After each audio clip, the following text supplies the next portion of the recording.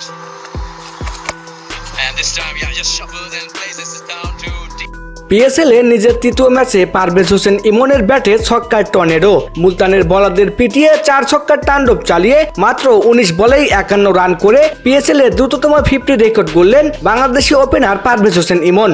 দর্শক, Pakistan super league PSL এ আজ যা ঘটলো তাকে এক কথায় বলা যায় ইমনের ঝড়।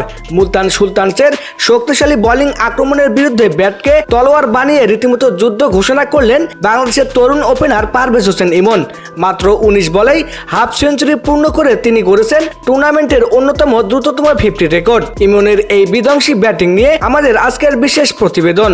দর্শক, পিএসএল এর মঞ্চে অনেক বড় বড় নাম খেলেছে, কিন্তু আজ সব আলো কেড়ে নিলেন এক বাংলাদেশি তরুণ। মুলতানের বিপক্ষে ম্যাচে ওপেনিং এ নেমে শুরু থেকেই আক্রমণাত্মক মেজাজে ছিলেন পারভেজ হোসেন ইমন। ক্রিজে গিয়ে থিতু হওয়ার জন্য কোনো সময় নেননি তিনি। প্রথম ওভার থেকেই বোলারদের ওপর চড়াও হয়ে বুঝিয়ে দিয়েছেন আজ তিনি অন্য কিছুর নেশায় মাঠে নেমেছেন।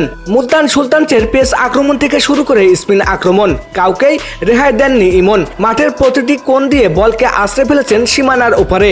বিশেষ করে মিড উইকেট এবং লং অনের উপর দিয়ে তার মারা ছক্কাগুলো ছিল দেখার মতো। গ্যালারিতে থাকা দর্শকরা তখন কেবল মুগ্ধ হয়ে ইমনের ছক্কার টর্নেডো দেখছিলেন।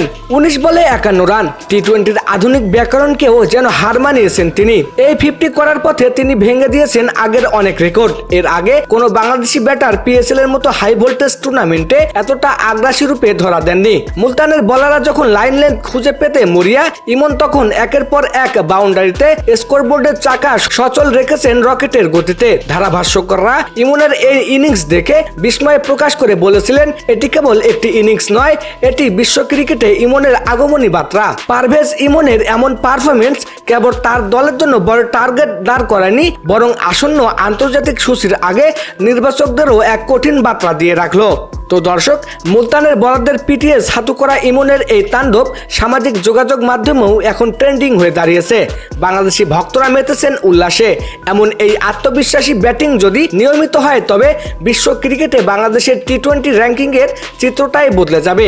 আপনার কি মনে হয়, পারভেজ হোসেন ইমন কি পারবেন বাংলাদেশের হয়ে ওপেনিংয়ে এই ধারাবাহিকতা বজায় রাখতে?